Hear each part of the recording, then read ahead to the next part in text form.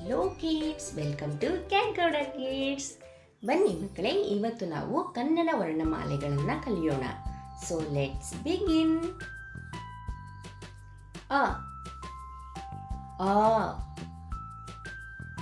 E ಈ ಉ ಊ ರು ಎ ए ऐ ओ औ अं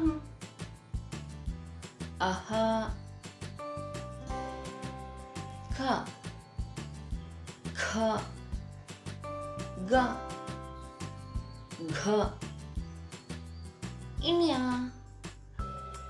च छ ज झ इण्या ट ठ ढ ढ न त थ द ध ನ ಪ ಫ ಬ ಫ ಮ ಯ ರ ಲ ವ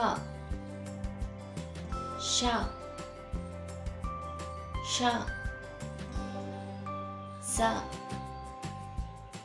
ಹ ಳ.